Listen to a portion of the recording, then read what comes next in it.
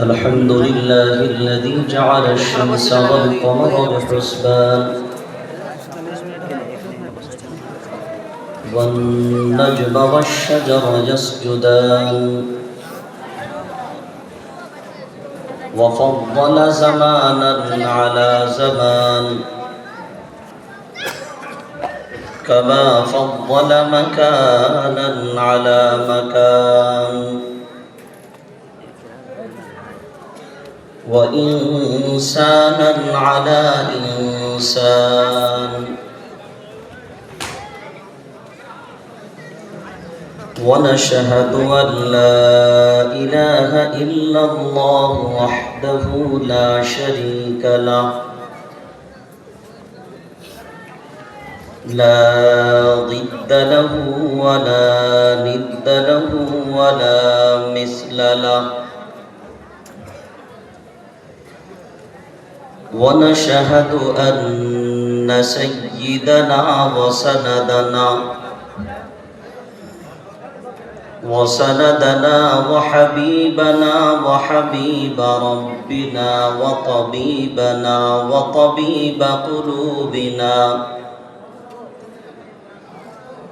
وطبيب قلوبنا ومولانا محمدا عبده ورسوله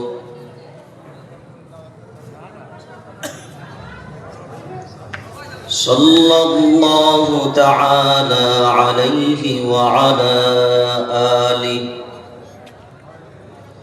وأصحابه وبارك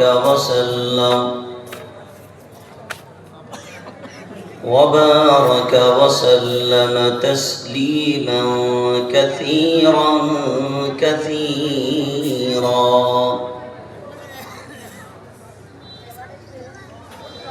أما بعد فأعوذ بالله من الشيطان الرجيم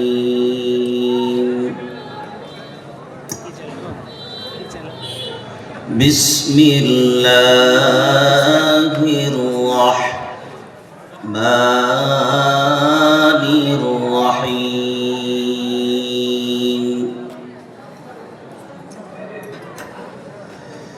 إنا عرضنا الأمانة على السماوات والأرض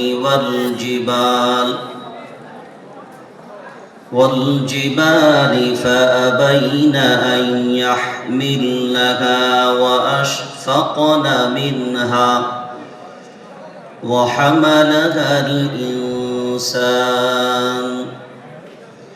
إنه كان ظلوما جهولا قال الله تعالى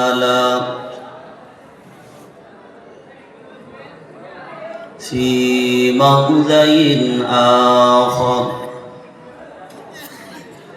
وقال النبي صلى الله عليه وسلم من يرد الله به خيرا يفقهه في الدين أو كما قال عليه الصلاة والسلام يا أيها الذين آمنوا صلوا عليه وسلموا تسليما اللهم صل على محمد وعلى آل محمد كما صليت على إبراهيم وعلى آل إبراهيم إنك حميد مجيد اللهم بارك على محمد وعلى آل محمد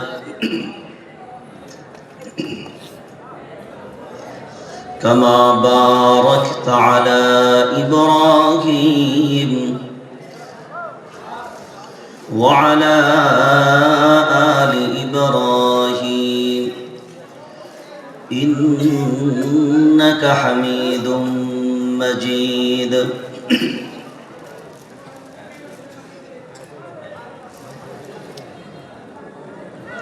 যারা দাঁড়িয়ে আছেন ভাই মেহেরবানি করে অন্তত বসে যান, এমন না হয় যে মজলিসে বসে মশার মাছি তাড়াতে হয়।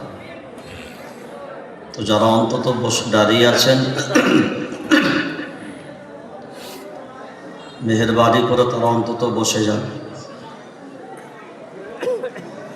আল্লাহ তাবারক ওয়া তাআলার অফুরন্ত দয়া, যিনি আমাদের প্রত্যেককে আজকের এই কোরআনের বরকতপূর্ণ মজলিসে এলাকার বিভিন্ন প্রান্ত থেকে আরামের বিছানা ত্যাগ করিয়ে এই পবিত্র মজলিসে আসার ও বসার সুযোগ দান করেছেন। সকলেই বলি আলহামদুলিল্লাহ। আজকের জলসার সুনামধন্য সভাপতি, আমন্ত্রিত অতিথি, বিশেষ অতিথি উলামায়ে কেরাম, মঞ্চে এবং সামনে উপবিষ্ট সমস্ত উলামা হযরত, আইম্মায়ে মাসাজিদ, সামনে উপবিষ্ট দিনদার ইমানদার দিন দরদি ভাই সকল, পর্দা নসিনা ধার্মিকা মা ও বোনেরা, সকলকেই জানাই আন্তরিক শুভেচ্ছা, মোবারকবাদ, অনেক অনেক অভিনন্দন। দল মত নির্বিশেষে, জাতি ধর্ম বর্ণ নির্বিশেষে আইবি, ডিআইবি, গোয়েন্দা বিভাগ, যারা যে প্রান্তে যেখানে যেভাবে অবস্থান করছেন, আজকের এই মঞ্চের পক্ষ থেকে আপনাদের সকলকেই মোবারকবাদ জানাই।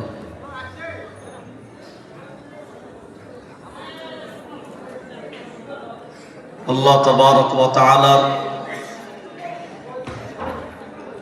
বড় মেহেরবানি, যিনি এত গভীর রাতে, প্রায় মধ্যরাতের কাছে এখনো পর্যন্ত আমাদেরকে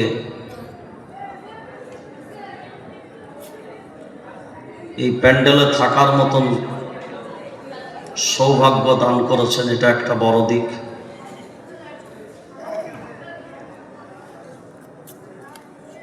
সময় এমন একটা গুরুত্বপূর্ণ বিষয় না, যেমন আমরা সারা দিন মিনিমাম 5 বার সাধারণত খাই। সকালে চা, 10টায় টিফিন, দুপুরে খানা, সন্ধ্যায় চা পানি, রাতে আবার ডিনার, ভারী খানা।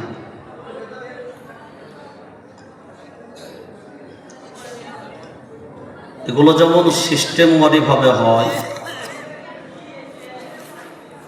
আর সিস্টেমওয়ারিভাবে থাকলেই এই খাবারগুলো শরীরের জন্য ফুটিংও দেয় এবং উপযুক্ত হয় এবং সবটাই বজায় থাকে। তো আমাদের জীবনেও আমাদের প্রত্যেকটা ক্ষেত্রে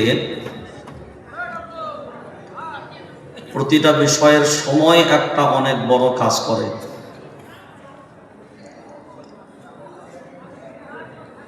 কারণ কনকনে শীতের সময়, এটা জানি যে ঠান্ডার সময় প্যান্ডেলে বসে বয়ান শোনা কতটা কষ্টকর, বিশেষ করে ইয়ং ছেলেদের জন্য তো অনেক কষ্টকর। কারণ ওরা তো বেশিরভাগ এই টাইমটাই ওদের মোবাইল ঘাঁটার টাইম, যার কারণে এই একটা কঠিন সময় তাদেরকে ধরে রাখাটা আটকে রাখাটা অনেক সমস্যা। তো প্রত্যেকটা জিনিসের একটা মিজাজের পরিবর্তন হয়।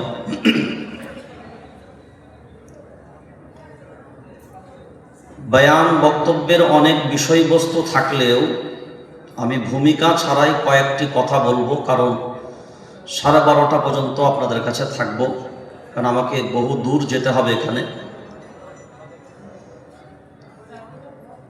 কারণ যেহেতু ফজরের জামাত, আমাকে গিয়ে আবার ইমামতি করতে হবে।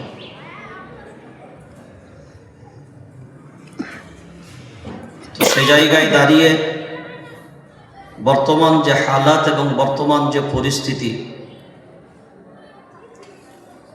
সেইগুলোকে সামনে রেখেই 2-4 কথা আলাপ আলোচনা করার ভাবনা চিন্তা আছে। বাকি ওমা তৌফিক ইল্লা বিল্লাহ, আল্লাহর কি মর্জি আছে জানি না।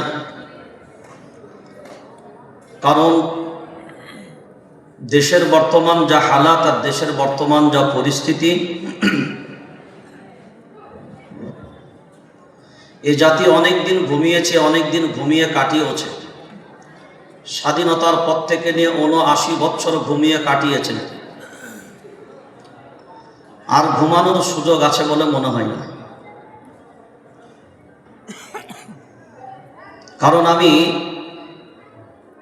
এমন একটা জায়গায় কাজ করি, আল্লাহ কাজ করান, যা অনেক ক্ষেত্রে আপনাদেরকে শেয়ারও করতে পারবো না।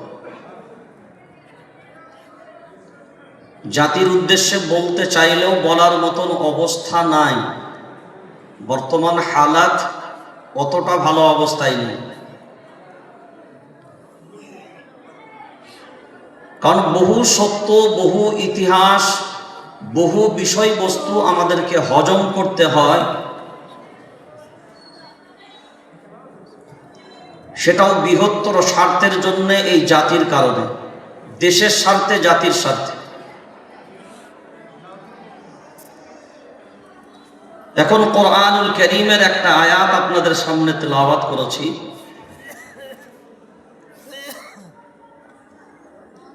সেটি হলো 22তম পারার 6 নম্বর সাফাত।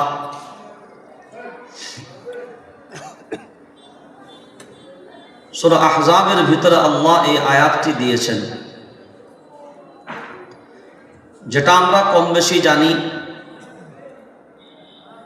তবে আমি শুরু করার পূর্বে সকলের কাছে অনুরোধ করব, এটা ধর্মীয় জলসা,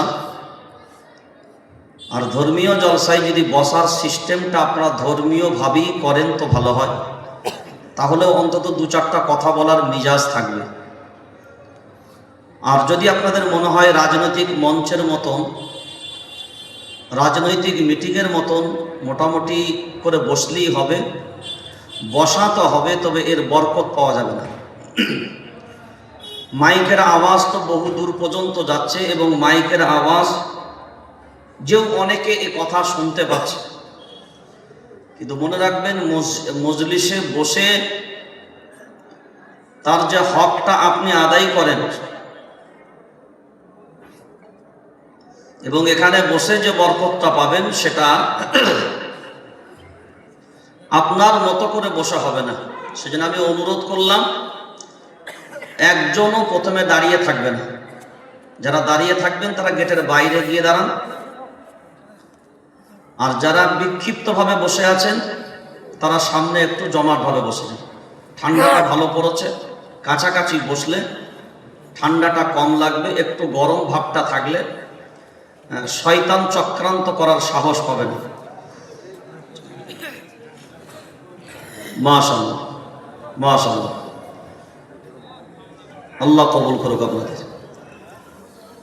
মাশাআল্লাহ,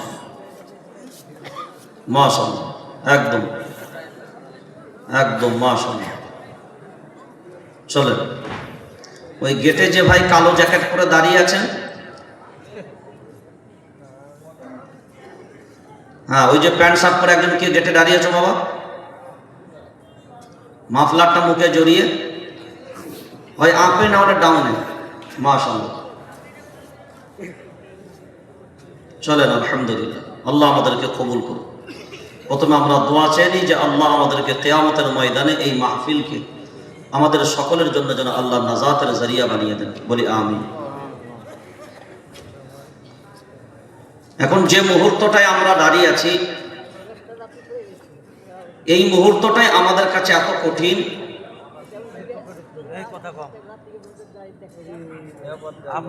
যে জায়গায় দাঁড়িয়ে না আমরা বলতে পারবো, না আমরা গিলতে পারবো, না আমরা বলতে পারছি, না আমরা গিলতে পারছি।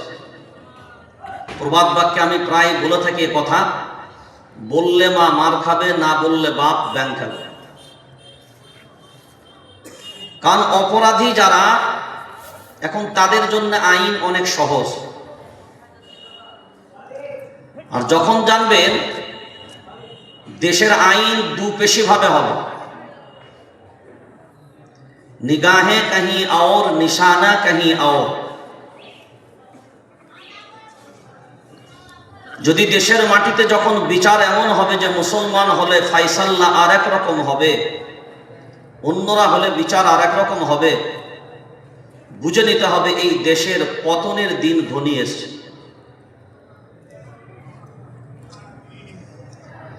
পৃথিবীর মাটিতে মনে রাখবেন, কোন দেশ অতদিন পর্যন্ত সাকসেসফুল হতে পারে না, ওই পরিবার অতদিন পর্যন্ত সাফল্য পেতে পারে না যখন পরিবারের সব সদস্যের সহযোগিতা না পাওয়া যাবে। আপনারা ফুটবল খেলা নিশ্চয়ই দেখেছেন, বা ক্রিকেট খেলাও আপনারা দেখেছেন। 11 সাইডের খেলা হয়, 11 জন প্লেয়ার খেলতে নামে। কেউ ব্যাকে খেলে, কেউ ডিফেন্সে খেলে, কেউ ফরওয়ার্ডে খেলে, কেউ গোলকিপার খেলে। এখন যদি বলেন 11 জনের ভিতরে 10 জন খেলে, গোলকিপার যদি বলে গাদ্দারি করব, টিমকে জেতানো সম্ভব না সহজে হারানো সম্ভব? জোরে বলেন, একটু আওয়াজ দেন। কেন? 10 জন তো খেলছে, একজন গোলকিপার নাই বা থাকলে অসুবিধা কি আছে?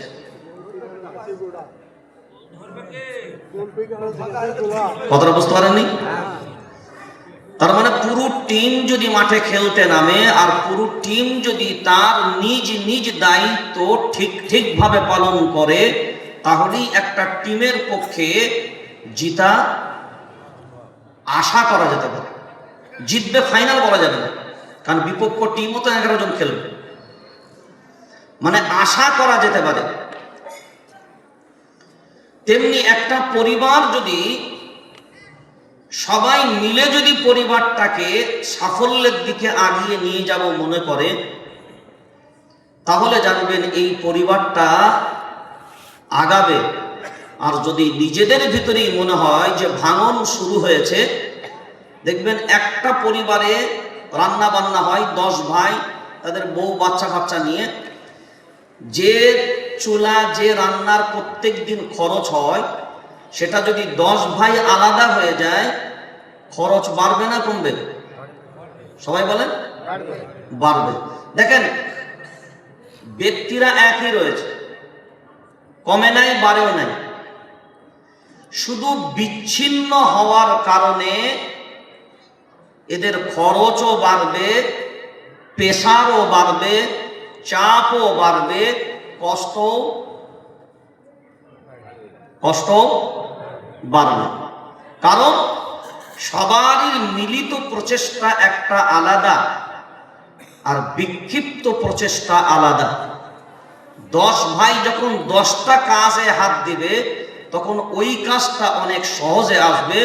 আর যখন পৃথক হয়ে এক একজন একটা কাজ করতে যাবে, তখন সেই কাজটা তার কাছে অনেক ভারী হবে।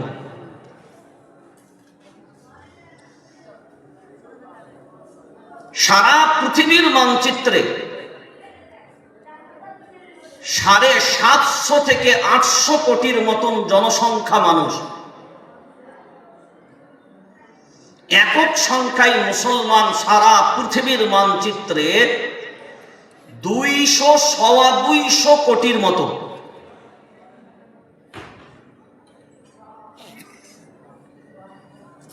এখন যদি আমাদের ভিতরে দ্বন্দ্ব কোনো না থাকতো, মাযহাবী দ্বন্দ্ব, মাসলাকি দ্বন্দ্ব, ফিরকার দ্বন্দ্ব, তাহলে আমরা যদি 1/3 সারা পৃথিবীতে মুসলিম জাতি হতাম, আর সব জাতি মিলিয়ে 2%, শক্তি কাদের থাকতো? জোরে বলেন। কোরআনুল কারীম সূরার নাম সূরা আনফাল, 10 নম্বর পারা, 2 নম্বর সাফার, 1 নম্বর আয়াত।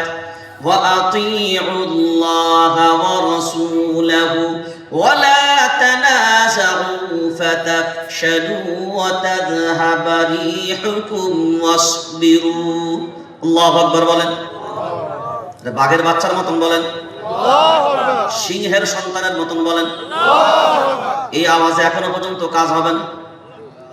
বাংলার মাটিতে ব্রিগেডের মাঠে দাঁড়িয়ে হিন্দু রাষ্ট্রে ঘোষণার যারা প্রকাশ্যে বলে বেড়াতে পারে, সেই রকম রাজ্যের একটা জেলা যেখানকে 77% মুসলমান বসবাস করে, তাদের আওয়াজ এত নিম্ন পর্যায়ের হবে, জোরে বলেন, সিংহের সন্তানের মতন বলেন আল্লাহু আকবার। কোরআনুল কারীম স্পষ্ট করে দিয়েছে। আজ যদি মুসলমান ভাবনা চিন্তা করে দেখতাম, সারা দুনিয়ার যত দেশ আছে, একক সংখ্যায়, সংখ্যার নিরিখে মুসলমানদের একক সংখ্যায় 57টা মুসলমান দেশ।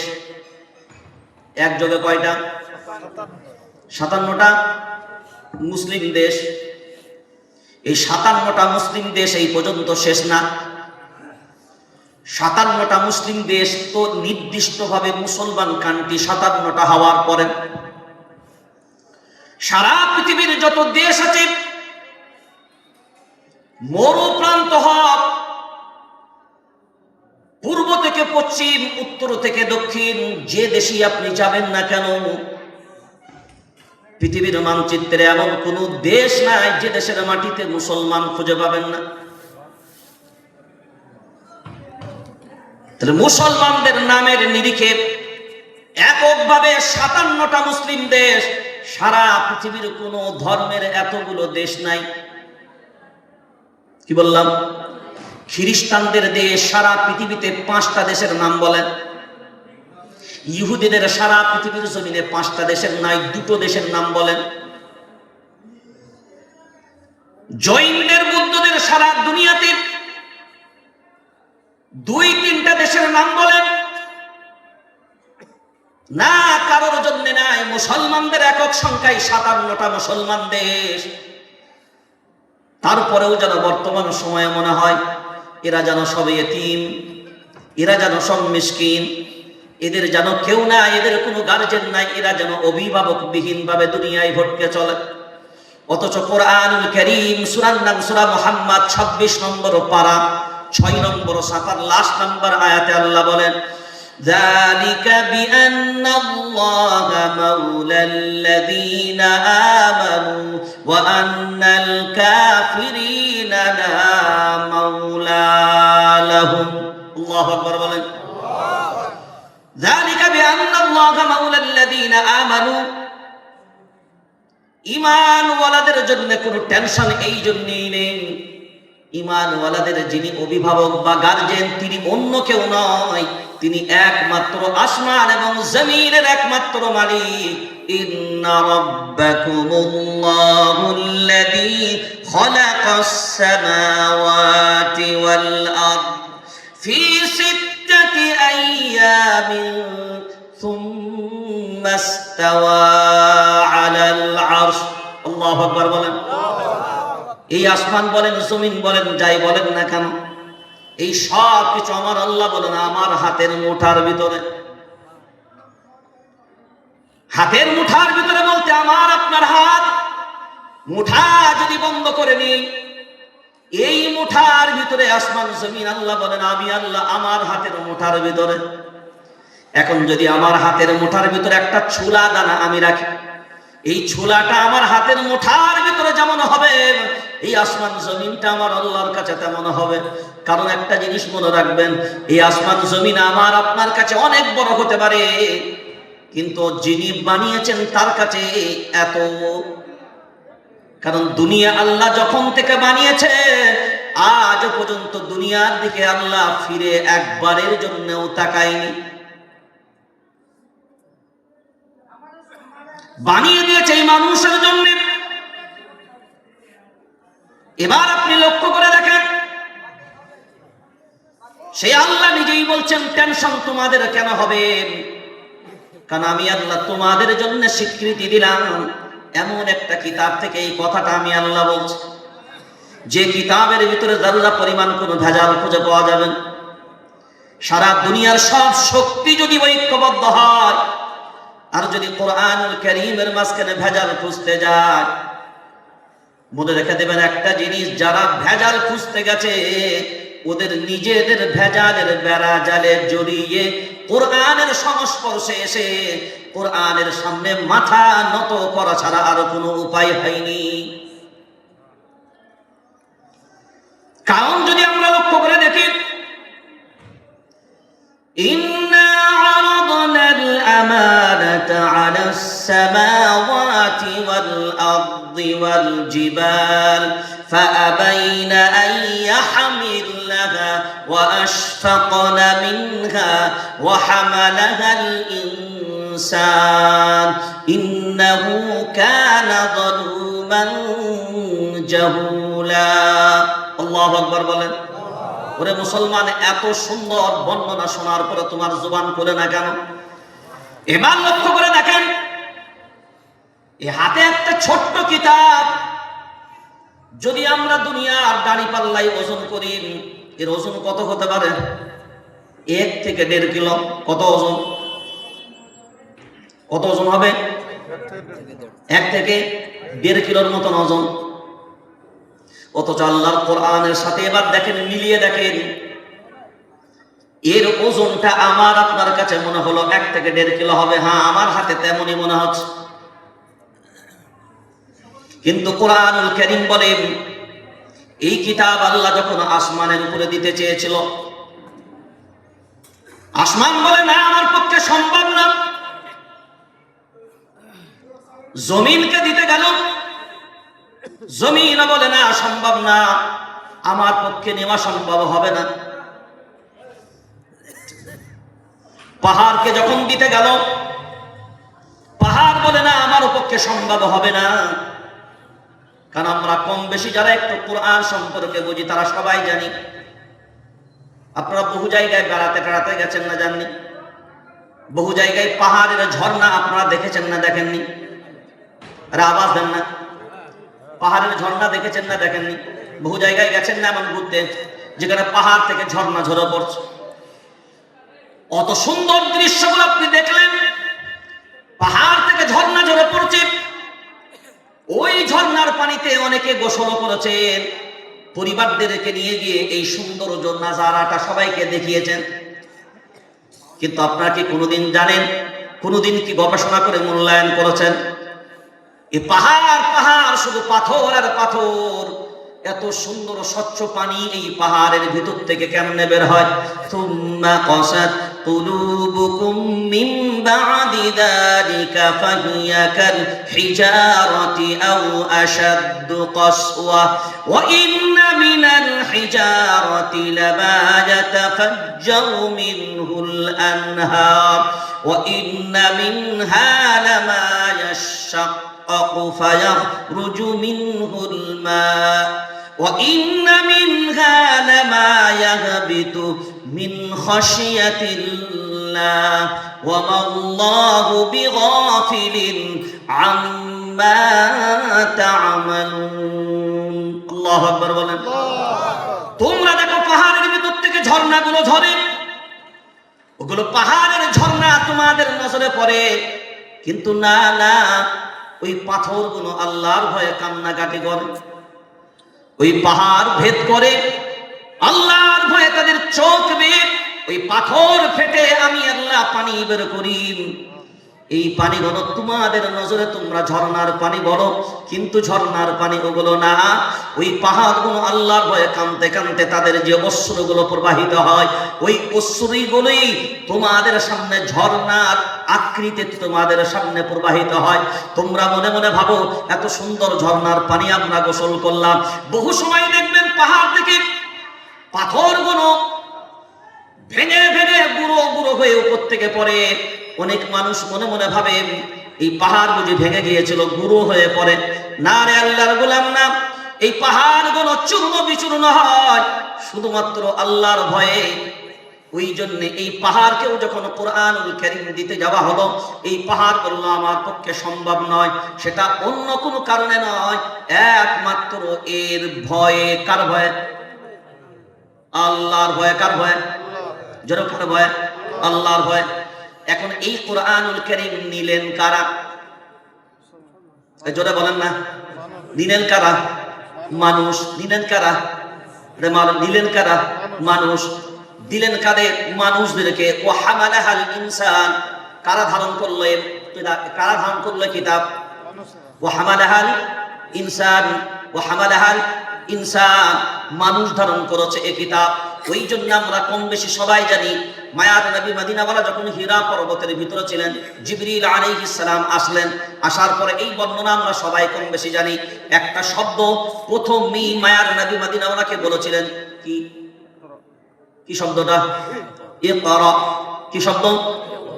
যারা বলেন ইকরা, পড়ো। কি পড়ো? যারা বলেন কি পড়ো? এই কোরআন। কি পড়ো? এই কোরআন। ইকরা বিসমি রাব্বিকাল্লাযী খলাক। এখন আপনি মনে মনে ভাববেন এর পূর্বে কি দুনিয়াতে কোনো জ্ঞান ছিল না? এর পূর্বে কি দুনিয়াতে কোনো শিক্ষা ছিল না? এর পূর্বেও তো বহু আসমানি কিতাব এসছে। 103 খানা কোরআনুল কারীমের পূর্বে আসমানি কিতাব এসেছিল। কয়খানা বললাম? 103 খানা। 4 খানা এই কিতাবকে নিয়ে, 4 খানা হলো বড় বড় কিতাব, আর 100 খানা হলো সহিফা, ছোট ছোট কিতাব। এখন বিবেক দিয়ে দেখেন, তার আগেও তার জ্ঞানীরা ছিল, তার আগেও জ্ঞান ছিল। তারপরেও এই কোরআনুল কারীম দুনিয়ার জমিনে পাঠালেন। এই কিতাব এই জন্যই দেওয়া হলো, এই মানুষ যখন এইটাকে ধারণ করার ক্ষমতা রাখে, এই জন্যই না এদেরকে দেওয়া হয়েছে। পাহাড় বলে তুই কেন নিলি না? আমি আল্লাহর ভয়ে নিতে পারলাম না। কারণ এই কিতাব নেওয়ার পরে এর আমানত যদি রক্ষা করতে না পারি, এর আমানত যদি রক্ষা করতে না পারি, আমার আল্লাহর সামনে জবাব দেবার মতন ক্ষমতা আমার নাই। আসমান এই জন্যই নেয়নি, আল্লাহর ভয়ে নেয়নি। এই কিতাব যদি আমি নিতাম, এর যদি আমানত আমি রক্ষা করতে না পারতাম, নিলেই হবে না। আমানত রক্ষা যদি করতে না পারি, খুব মনে রাখবেন, আমানতটা হলো একটা মারাত্মক শব্দ। আজ আমাদের দুনিয়ার জমিনে ইমানদার আর আমানতদারের পার্থক্য, মুনাফিক আর ইমানের পার্থক্য আমানত নিয়ে আস। যে কোনো প্রতিষ্ঠান চালাবেন, যদি আমানত ঠিক না থাকে, প্রতিষ্ঠান দেখবেন মাদ্রাসার মুহতামিম বানানো হয়। কাকে মুহতামিম বানায়? যিনি সব থেকে আমানতদার হন, যিনি ওই প্রতিষ্ঠানের সব থেকে দরদি হন, যিনি সার্বিকভাবে ওই প্রতিষ্ঠানের প্রতি তার আন্তরিকতা থাকে, তাকেই কিন্তু নির্বাচন করা হয় সার্বিকভাবে। তিনি হলেন মুহতামিম, তিনি হলেন সাদাত। তেমনি আসমান জমিন পাহাড় এই কিতাব এই জন্যই ধারণ করেনি। এই কিতাবের আমানত হয়তো আমরা রক্ষা করতে পারবো না। আমরা যদি তালাশ করে দেখি, সূরা রহমান 27 নম্বর পারা, যেটা আমরা সাধারণত প্রায় বলে থাকি এবং পড়ে থাকি, কোরআনুল কারীম এত সুন্দরভাবে সূরা রহমানটাকে সাজিয়েছেন। আমরা যদি প্রথমের কয়টা আয়াতকে একবার দেখি, এর ফায়সালাটা পরিষ্কারভাবে জানতে পারবেন। যেটা আল্লাহ নিজেই বলেছেন আর রহমান, তারপরেই বলেন আল্লামাল কোরআন, তারপরে বলে খলাকাল ইনসান। খুব মজার জিনিস এখানে বোঝার ব্যাপার আছে। এখন আপনাদেরকে যদি জিজ্ঞাসা করি, বলেন কোরআন আগে নাজিল হয়েছে না মানুষ আগে এসছে? মানুষ আগে এসছে না কোরআন আগে এসছে? জোরে বলেন, কে এসছে আগে? মানুষ আগে এসছে। কে আগে এসছে? মানুষ আগে এসছে, কোরআন পরে এসছে। এখন চিন্তা ভাবনা করে দেখেন, প্রথমেই আল্লাহ বলেন আল্লামাল কোরআন, প্রথমে কোরআনকে নিয়ে আসলেন, তারপরে বলেন খলাকাল ইনসান। এখন আপনাদের লজিক বলেন, প্রথম আল্লাহ মানুষ বানিয়েছে, তাহলে প্রথম হওয়া উচিত ছিল আর রহমান, খলাকাল ইনসান, তারপরে হতো আল্লামাল কোরআন।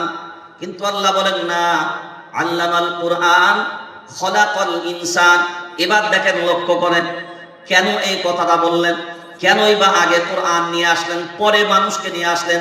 অথচ লজিক বলছে প্রথম আমরা দুনিয়াতে মানুষ পেলাম, তারপরেই আমরা কিন্তু কোরআন পেলাম। তারও জবাব কিন্তু কোরআনুল কারীম দিয়েছে, ও হামালাহাল ইনসান।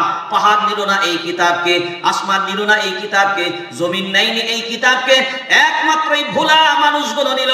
এরা মনে মনে ভাবলো এইটা নিয়ে নিলাম, সাহসিকতার পরিচয় দিয়েছে, ঠিক কথায়। কিন্তু বর্তমান সময়ে যদি আমরা লক্ষ্য করে দেখি, এই কোরআন নিয়েছে ঠিক কথায়, কিন্তু যে ভয়ে পাহাড় আসমান জমিন নেয়নি, এখন আমরা যদি মূল্যায়ন করি এই কিতাবের আমানত কি আমরা রক্ষা করতে পেরেছি?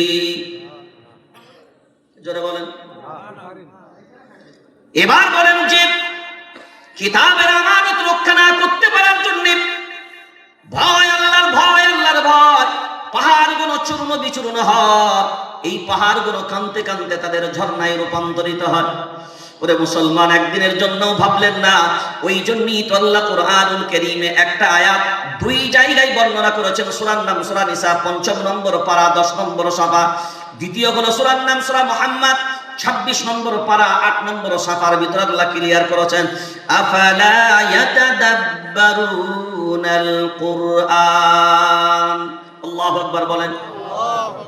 তোমরা তো নিলে ও হামালাহাল ইনসান, আফালা ইয়াতাদাব্বারুনাল কুরআন। এই কোরআন সম্পর্কে কি তোমাদের অন্তরগুলো তালাবদ্ধ নাকি? এই কোরআন সম্পর্কে ভাবনা চিন্তা করো না? এই কোরআন সম্পর্কে তোমাদের চেতনা নাই? এই কোরআন সম্পর্কে তোমাদের ফিকির নাই? খুব যদি লক্ষ্য করে আমরা মূল্যায়ন করে দেখি, এক সময়তে নয়, আমরা সব সময়তেই বলে থাকি, বা আগে আমরা বলতাম, এখন সিস্টেমটা চেঞ্জ হয়েছে। আগে আমরা বলতাম পড়া লিখা না লিখা পড়া, দেখি বলেন, পড়া লিখা না লিখা পড়া? জোরে বলেন। আচ্ছা, এখন কি আছে? এখন লিখা পড়া না পড়া লিখা? এখন আর লিখা আছে বলে মনে হয়? এখন সব কি? এখন কি সব হয় কম্পিউটার, আর নতুবা এই বাপজি। হ্যাঁ, এই বাপজি। মাশাআল্লাহ, এখন তো দ্বিতীয় ভাগের বানান, মাধ্যমিকের ছেলেকে যদি দ্বিতীয় ভাগের বানান দেওয়া হয় ৩৬ খানা ভুল করে বসবে। কারণ ও তো বানান লিখার অভ্যাস নাই। ওর অভ্যাস তো হয়েছে ও দ্বিতীয় ভাগের বানান লিখলেও এখানে লেখে, ২-৪টা অক্ষর লিখলে বাকিটা তো কম্পিউটার ও দিয়ে দেয়। বাকিটা কে দেয়? কম্পিউটার নিয়ে দেয়। একটা ছেলে ভূগোলের পরীক্ষা দিতে যাচ্ছে ক্লাস 7-এর। তাই বলছি, বাবা আজকে কি পরীক্ষা? বলে, হুজুর আজকে ভূগোলের পরীক্ষা। তাই বলছি, তুই যে ভূগোলের পরীক্ষা দিবি তো আমাকে বল, ভূগোল মানে কি? বলে, হুজুর তা তো কোনোদিন পড়ি নাই। কিছু বুঝলেন? সে পরীক্ষা দেবে কিসের?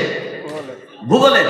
তাই বলছি, ভূগোল এই শব্দের, এই বইয়ের যে নাম, এই নামকরণের অর্থটা কি সেটা তো প্রথমে বল। তো বলছে, হুজুর তা তো কোনোদিন পড়া হয়নি। ও পরীক্ষা দেবে কিসের? ভূগোলের পরীক্ষা দেবে। ও ভূগোল এই শব্দের আবিধানিক অর্থই জানা নাই। আগে ছিল লেখা পড়া, আর এখন হচ্ছে পড়া লেখা। পড়ে টোরে যদি সময় পায় তবে লেখালেখির ব্যাপারে ভাববো। আগেকার ক্লাস 4-5-এর ছাত্র ছাত্রীরা তাদের হাতের লেখা দেখলে মাথা খারাপ হয়ে যায়। কি গো? আর এখন মাধ্যমিকের ছেলে লিখতে, লোকের সামনে লিখতে ভয় করবে। মাধ্যমিকের ছেলেরা মানে লোকের সামনে লিখতে পর্যন্ত তাদের ভয় হবে। এবার লজিকটা বোঝা দরকার। আউয়ালা মা খালাকাল্লাহুল খালকা আল কলম। মায়ার নবী মদিনা ওয়ালা বলেন, আল্লাহ সর্বপ্রথম যেটা বানিয়েছেন তার নাম হলো কলম। অনেকেই বলে আউয়ালা মা খালাকাল্লাহু মিন নূরি। না, আউয়ালা মা খালাকাল্লাহুল খালকা আল কলম। আল্লাহ প্রথম বানিয়েছেন কলম। অনেকেই বায়ান বক্তব্যের মাঝখানে বলে আল্লাহ প্রথম বানিয়েছেন নবীর নূর। এটা ভণ্ডদের ভাবনা চিন্তা। আউয়ালা মা খালাকাল্লাহুল খালকা আল কলম। আমি আল্লাহ প্রথম কলমকে বানালাম। কলমকে বানানোর পরে আমি আল্লাহ আদেশ করলাম, উক্তুব, লিখতে থাকো, সব লিখো, যা যা আছে সব এক ধার থেকে লিখতে থাকো। তাহলে প্রথম আসলো লেখা। এতদিন পর্যন্ত লেখা চলতো, লেখা চলতো, লেখা চলতো, পড়া চলতো, লেখা চলতো। এবার দেখেন কোরআনুল কারীমের মতন আযমতময় কিতাব যেটা কিয়ামত পর্যন্ত চলবে, এর পূর্বে আর কোনো কিতাব আসবে না, নতুন করে কোনো শরীয়ত আসবে না। আল-ইয়াওমা আকমালতু লাকুম দীনাকুম ওয়া আতমামতু আলাইকুম নি'মাতি ওয়া রাদিতু লাকুমুল ইসলাম দীনা। আর নতুন করে কোনো দিনের সূচনা হবে না, দিনের ভিতরে আর কোনো নতুন করে সংযোজন হবে না, বিয়োজন হবে না। কমপ্লিটলি দিন আল্লাহ কোরআনুল কারীমের মাধ্যম দিয়ে আল্লাহ বিশ্ববাসীর জন্য রেখে দিলেন। আর বিশ্ববাসীর জন্য এই কোরআনুল কারীম কতদিন পর্যন্ত চলবে? এই জন্য বলে কতদিন পর্যন্ত চলবে? 2026-এ মনে হয় এটা ডেট এক্সপায়ার করবে, 2050-এ। জোরে বলেন কতদিন চলবে? কিয়ামত পর্যন্ত চলবে, আর কোনো নতুন করে শরীয়ত আসবে না। এবার দেখেন প্রথমে আল্লাহ বললেন কলম, তুমি লেখো। তাহলে প্রথমে পড়া না প্রথমে লেখা? জোরে বলেন। প্রথমে লেখা। এবার এখন আমরা করছি প্রথমে পড়া তারপরে লেখা, যার কারণে আমাদের লেখা পড়ার বরকত নাই, সব শেষ। ওই জন্য টেবিলের তলায় পয়সা দেওয়া ছাড়া চাকরির উপায় কার তলায়? হ্যাঁ, এখন তো সব ভদ্র হয়ে গেছে, উপর দিকে চলে না, সব নিচের দিকে চলে। এবার লক্ষ্য করে দেখেন কোরআনুল কারীমের মতন আযমতময় কিতাব, প্রথম যে বাক্যটা, প্রথম যে শব্দটা আল্লাহ দিলেন, প্রথমে ওই দিকে দিয়েছিলেন কলম লেখার জন্য। এবার আল্লাহ প্রথম যে শব্দটা দিলেন সেটা প্রথম শব্দ আমরের সিগা, আদেশ সূচক বাক্য। প্রথমেই বললেন ইকরা। অনেক লেখাপড়া করেছিস, বিসমি রাব্বিকাল্লাযী খলাক, এবার তোমার রবের নামে পড়াগুলো বাকি আছে। অনেক দুনিয়ায় অনেক লেখাপড়া করলি, এবার তোর রবের নামে তুই পড়া শুরু কর। এই কোরআনুল কারীমে আমরা পেলাম পড়া আদেশ, আর লেখাটা একেবারে প্রথম থেকেই পেয়ে গেলাম লেখা। ওই ছিল লেখা আর পড়া, এই দুটোকে যদি অ্যাডজাস্ট করে নিয়ে চলতে পারতাম আমরা প্রকৃতপক্ষে জ্ঞানী হতাম। আর আজকে আমরা উল্টো করে ফেলেছি, নিচেরটা উপরে আর উপরেরটা নিচে। আপনার লুঙ্গি গায়ে পরেন না নিচে? জোরে বলেন।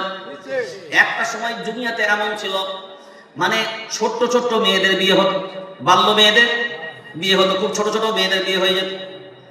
তো তৎকালীন সময় তাদের মারা তাদেরকে শিখিয়েছে ভাসুরের সামনে মাথা খুলতে নাই। কি খুলতে নাই? আর সামনে ভাসুরের সামনে মাথা খুলতে নাই। ওরা কিন্তু ওইটাই মাথায় রেখে দিয়েছে, ভাসুরকে মাথা দেখাতে নাই। বাচ্চা মেয়ে 8 বছর 7 বছর এমন বয়স। এবার তখনই দেখতেন আমাদের আশেপাশে যে মক্তবগুলো ছিল, এক সময় আমরা দেখেছি, আজ থেকে পিছনের দিকে যদি যাই, সব মক্তবের বাচ্চা বাচ্চা মেয়েরা দেখতেন শাড়ি পরে মক্তবে আসে। কি বল? হ্যাঁ, তখন শাড়ির প্রচলনটাই আমাদের সমাজে বেশি ছিল। এবার ও বাচ্চা মেয়ে শ্বশুর বাড়ি গেছে, ওর মা যেহেতু শিখিয়ে দিয়েছে ভাসুর দেখলে মাথায় কাপড় দিবি। এখন হঠাৎ করে শাশুড়ির সামনে সে বসে মোটামুটি বললে কিছু কাঁদতে পারতে পারো? বলে হ্যাঁ পারি। বলে বটির সামনে বসেছে, হাতে কিছু একটা জোগাড় দিচ্ছে। হঠাৎ করে ভাসুর ঢুকেছে, ওর মায়ের কথাটা মনে পড়ে গেছে যে ভাসুর দেখলে মাথায় কাপড় দেওয়া লাগবে। এখন কাপড় তো চারিদিকে এমন পরে আছে, ও খুঁজে পায় না কোনটা কোথায় মাথায় দেবে, নিচেই তুলে চার ঢেকে দিয়েছে। কি বুঝতে পারলে কথা? ও কি পর্দা ওইটা বোঝে না যে আমি যে নিচের আমার অংশটা আরো ঢাকা জরুরি, ওর এটা মাথায় নেই। ওর মাথায় ছিল কি ভাসুরের সামনে মাথা খুলতে নাই। তাহলে নিচেরটা উপরে করলে বিপদ না মহাবিপদ? আর জোরে বলেন। যদি বলেন ওটা তো বাচ্চা ছেলেদের দিলে, আমাদের দিলে দিলে হবে না। হ্যাঁ, মানে এই যে শ্রোতা আছে না, বহু মানুষ আছে দেখবেন বক্তার জলসার খুব পাগল। আবার কিছু বক্তার অনেকের শ্রোতা থাকে তার পকেট শ্রোতা, মানে সে বক্তা যেখানে যাবে সে যাই বলুক সারা সারা রাত হলে সে সারা সারা রাতেই বসে শুনবে। একটা ভক্তি ভালোবাসা এক শ্রেণীর থাকে। তো এক বক্তা মানে এক শ্রোতা, সে যেখানেই জলসা হয় সে জলসা শোনে। তো জলসায় মোটামুটি হুজুরদের ফজিলত শুনেছে, এমনিতে নামাজ পড়লে যা সওয়াব আছে জামাতে পড়লে 27 গুণ বেশি সওয়াব। আর যদি এমনি নর্মাল ভাবে যাই হোক না কেন মিসওয়াক করে উজু করে নামাজ পড়লে 70 গুণ। তো তারপর আবার বলছে যদি তোমার মাথাতে আবার পাগড়ি বাঁধতে পারো আর পাগড়ি মাথায় বেঁধে যদি নামাজ পড়তে পারো তো আরো সওয়াব। ও চেষ্টা করে যতদিন পারে মোটামুটি মাথায় পাগড়িও বাঁধে, বিসওয়াকও করে, জামাতও ধরে। একদিন কারণবশত বেটা মসজিদে গেছে, কিন্তু পাগড়ি বাঁধতে ভুলে গেছে, পাগড়ি আনতেও ভুলে গেছে আর বাঁধতেও ভুলে গেছে। এবার মসজিদে গিয়ে দেখে জামাতের টাইম সন্নিকটে, এখন যদি বাড়িতে গিয়ে পাগড়ি আনি তাহলে জামাতটা যাবে 27 গুণ, পাবো না। ও দেখছে কিভাবে জামাতটাও না ছাড়ে, পাগড়িটাও না ছাড়ে, সবটা একসাথে মিটাবো। এটা ইলম না থাকার কারণে যেটা ঘটে সেটাই হলো বাস্তব। শুনে আমল করার এটা হচ্ছে বড় পরিণতি। তো অনেকক্ষণ ধরে চিন্তা ভাবনা করে দেখছে একটাই উপায় আছে, যেটা মোটামুটি এক ঢিলে 2 পাখি মারা যাবে, জামাতও হবে, পাগড়িও হবে। তো ও বুঝে সুঝে নিচেকার লুঙ্গিটা খুলেছে, খুলে এবার মাথায়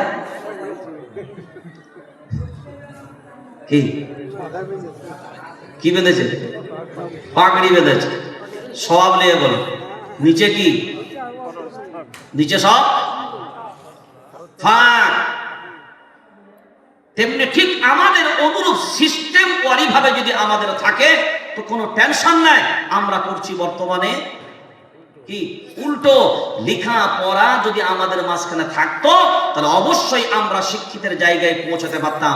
আর বর্তমানে এই কোরআন, কোরআনের শিক্ষার ব্যাপারে যদি বলি তো আমাদের মানুষের ভেতরে এমনি অ্যালার্জি কোরআন সম্পর্কে। এরা মনে করে এ কোরআন শিখে এরা কি পাবে? এ তো সেই তারাবি পড়বে, 10,000 টাকা চাঁদা তুলে দিলে তবে পাবে, আর নাহলে ইমামতি করবে। এখন নাহলে মমতা খালা বেঁচে আছে, 3,000 টাকা দেবে, তাও কমিটি ঝেড়ে 2,500 টাকা ঝেড়ে দেবে, 500 টাকা মাইনের সাথে যোগ করে দিয়ে বলে এটা তুই চালাকা, তোর বউ খাবে, তুই খাবি, তোর ছেলে খাবে, তোর 14 গোষ্ঠী যা আছে সব এতেই চালাবে। বলে মাইনে কত দিবি? বলে মাইনে 4.5 আর মমতা খালার 2.5 দিয়ে কত? বলেন কত? লজ্জারও একটা সীমা হয়, মানুষের দায়বদ্ধতার একটা সীমা হয়। একটা মোবাইলে রিচার্জ মারতে গেলে 28 দিনে 200 টাকা, 250 টাকার কমে, 300 টাকার কমে রিচার্জ নেই।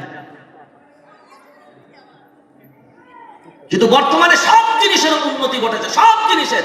মসজিদে ঢুকবেন, যেখানে সুদখোররা, বিড়িখোররা, তারিখোররা মুদবে, ওদের মুদটারও এত দাম, ইটালিয়ান পাথরে মুদতে হবে। রাগ করেন না? মানে প্রসাবটা পড়বে যে জায়গাটা, সেটা ইটালিয়ান পাথরের উপরে হতে হবে। আর অধিকাংশ দেখবেন ইমামগণকে, কোরআন ওয়ালাগণকে, যারা ওই মসজিদের রওনক, যারা ওই মসজিদের আসল চেহারা, যারা ওই মসজিদের আসল চামাক, তাদেরকে ভরবে দেখবেন হয় সিঁড়ির তলায়, কোথায় কোথায় যেন ঘুমের ঘরে উঠলে 2-4 বার ঠোকাও লাগে, হয় সিঁড়ির তলায় ঘুরবে, আর নাহলে যে জায়গাটা তার কোনো কাজে লাগবে না বেশিরভাগ ক্ষেত্রে, সে জায়গায় ঝুলিয়ে দিবে হয় টালির চাল, পানি হলে হাঁড়ি ধর, নাহলে জগ দে অমুক জায়গায়, নাহলে পেপার দিয়ে খাটা, সব রকমের থাকবে।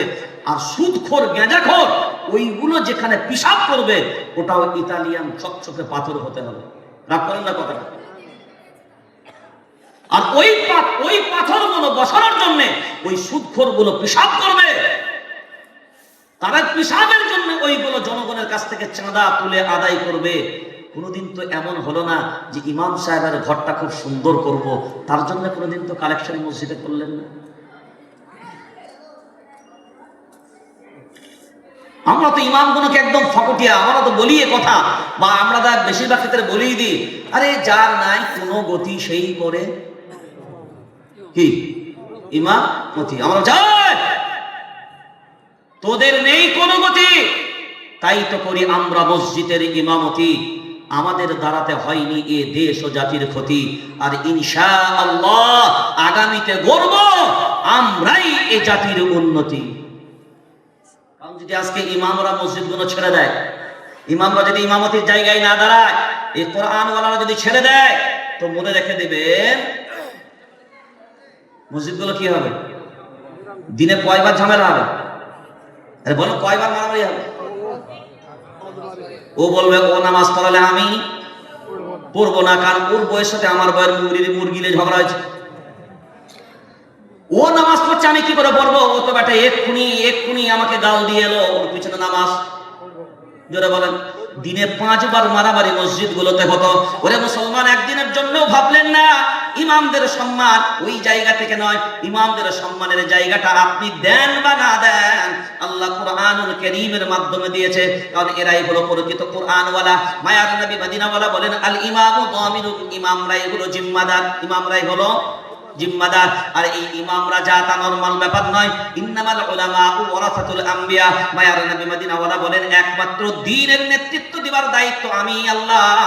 মায়ার নবী মদিনাওয়ালা বলেন একমাত্র দ্বীনের দায়িত্ব দেওয়ার দায়িত্ব, নেতৃত্ব দেওয়ার যোগ্যতা আমি আলিমদের ভিতরে দায়িত্ব দিয়ে গেলাম। এরাই দুনিয়ার জমিনে নেতৃত্ব দেবে। আজ দুনিয়ার শিক্ষিত সমাজ যদি কথা মনে করে না, তো এরা কুরআনওয়ালা, এদের জ্ঞান কোথায়, এদের পাণ্ডিত্য কোথায়, এরা নেতৃত্ব দেবার যোগ্যতা এদের নাই। নেতৃত্ব দেবে কারা? আমাদের মতন মেরে খাওয়া হবে যারা। সুদের বেলায় নাম্বার 1, ঘুষের বেলায় নাম্বার 1, খুনের বেলায় নাম্বার 1, দলের বেলায় নাম্বার 1, সব অপরাধের জগতের সাথে মিলিত থাকবে, এরাই তো প্রকৃতপক্ষে নেতা হবে। কারণ যত বড় লম্পট হবে তত বড়, যারা বলে তত বড় নেতা হবে। আর প্রকৃত যোগ্যতা যাদের থাকবে এদেরকে নেতৃত্বের জায়গায় তো আমরাই কোনোদিন মেনে নিতে পারি না। আপনার সমাজে প্রত্যেকটা মসজিদের ইমাম আছে, সবাই তো কোরআনের ইলম অধ্যয়ন করেছে। আপনি বিবেক দিয়ে বলেন আপনার পুরো সমাজের মাঝখানে সবথেকে সম্মানীয় ব্যক্তির নামটা কি? সবথেকে সম্মান যাকে দেন সেই ব্যক্তিটাকে জোরে বলেন। আপনার মসজিদের ইমাম, কিন্তু দেন আপনারা। অথচ আল্লাহর নবী বলেছেন আল ইমামু দামিনুন, ইমামরাই হলো তোমাদের জিম্মাদার। কারা জিম্মাদার? জোরে বলেন। ইমামরাই হলো তোমাদের জিম্মাদার। আর ইমামদের ব্যাপারে ভাবনা চিন্তা তোমাদের এই জন্যই নাই। তোমরা বলো আমরা কোরআন মানি, নবী মানি, আল্লাহ মানি, মিথ্যার ভাওতা দেবার আর কোনো অপশন নাই। কারণ একটা জিনিস মনে রেখে দিবেন, ওয়াইদ ইবতালা ইব্রাহিম রাব্বুহু বিকালিমাতিন فأتمهن قال إني جاعلك للناس إماما। আল্লাহু আকবার বলেন। সময় নেই, এর তাফসীরটা যদি বিস্তারিত মানুষের সামনে ধরা হতো। মনে রেখে দেবেন ইব্রাহিম আলাইহিস সালাম যে আমল করেছেন, যে কাজই করেছেন, আল্লাহ সবথেকে বেশি সন্তুষ্ট হয়েছে যে কাজ করেছেন, যে আমল করেছেন। যার কারণে ইব্রাহিম আলাইহিস সালাম কয়টা লাকাব পেয়েছেন? একদিকে তিনি পেলেন খলিলুল্লাহ। কি পেলেন? খলিলুল্লাহ, তিনি আল্লাহর বন্ধুর লাকাব পেলেন। তারপরে তিনি হলেন বিল্লাতা আবিকুম ইব্রাহিম ওয়া সাম্মাকুমুল মুসলিমিন, মুসলিম জাতির পিতার লাকাব তিনি পেয়ে গেলেন। তারপরে তিনি নবুয়ত পেলেন, নবী হলেন। সব তার কাজ, কুরবানি যা কিছু করলেন, সবকিছুর পরে যখন আল্লাহ অনেক সন্তুষ্ট হয়ে গেলেন, আল্লাহ সন্তুষ্ট হবার পরে বলেন ইব্রাহিম তুমি যা কাজ করেছো আমি আল্লাহ সন্তুষ্ট, তোমাকে আমি আল্লাহ পুরস্কার দিতে চাই, আমি তোমাকে পুরস্কৃত করতে চাই, এই পুরস্কারটা আমি আল্লাহ তোমাকে দিতে চাই। এখন ভাবনা চিন্তা করেন পুরস্কার কে দেবেন? জোরে বলেন। আল্লাহ দেবেন পুরস্কার। এখন বলেন আল্লাহ পুরস্কার দিবেন, পুরস্কারটা কেমন হবে? 2-4-5 টাকা দামি হবে? কথা বলেন না। পুরস্কার কে দেবেন? দুনিয়াতে পুরস্কৃত করবেন আল্লাহ। কোথায়? দুনিয়াতে। চিন্তা করেন সেই সম্পদটা কত দামি হতে পারে। এরপর আল্লাহ বলেন আপনার প্রতি আমি সন্তুষ্ট হলাম, আজ থেকে ইব্রাহিম আমি আপনাকে লিন্নাসি ইমামা, আল্লাহু আকবার বলেন, আমি জাতির ইমাম বানিয়ে দিলাম। মানুষ জাতির, জোরে বলেন, লিন্নাসি, মানুষের জন্য আমি আল্লাহ ইমাম বানিয়ে দিলাম। এখন চিন্তা করে দেখেন, নবী তো ছিল, নবীর থেকে উপরে কি ইমাম? খলিলুল্লাহর উপরেও কি ইমাম? জাতির পিতার লাকাব পাওয়ার পরেও কি ইমাম? কিন্তু আল্লাহ বুঝাতে চাইলেন এটা আমি আল্লাহ পুরস্কৃত করলাম, আপনাকে নবী বানালাম, সব বানালাম, ইমাম বানাইনি। ওই জন্য আপনার সম্মানের জন্য আমি আল্লাহ দিলাম লিন্নাসি ইমামা, মানুষের জন্য আপনাকে ইমাম বানিয়ে দিলাম। কিয়ামতের ময়দান যখন উঠিতে হবে আল্লাহর গোলাম, মনে রেখে দেবেন আপনারা কোনো নেতা ওই গাঁজা করে, বিড়ি করে, তারি করে, ঘুষ করে, দাঁড়িয়ে মোতা করে কোনো, এরা আপনার নেতৃত্ব দেবে না। এদের পিছনে ইক্তেদা করে আপনি ওঠার কোনো জায়গা পাবেন না। ইয়াউমা নাদউ কুল্লা উনাসিন বিইমামিহিম, এই কোরআন ওয়ালাদের পিছনে আপনাকে ইক্তেদা করে উঠতে হবে। কারণ আপনি যখন মসজিদে দাঁড়ান তখন আপনি সব কিছুই ছেড়ে দেন। ইক্তাদাইতু বিহাদাল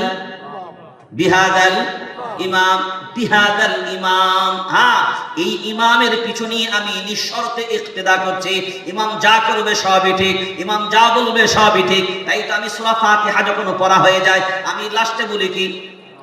জোরে বলেন আমিন। একবার অর্থ বুঝলাম না, অধিকাংশ মুসল্লি সূরা ফাতিহার অর্থ বোঝে না, কিন্তু সূরা ফাতিহার শেষে আমিন বলতে হয় এটা কিন্তু জানে, কিন্তু কেন আমিন বলে এটাও কিন্তু বুঝার তার প্রয়োজন মনে করেনি। এখন চিন্তা ভাবনা করে দেখেন, আমিন মানে আল্লাহ কবুল করো, আমিন মানে আল্লাহ কবুল করো। অর্থাৎ ইমাম যা বললো, বুঝি আর না বুঝি, ইমাম সাহেব যা বলেছে নিশ্চয়ই তিনি ঠিক বলেছেন।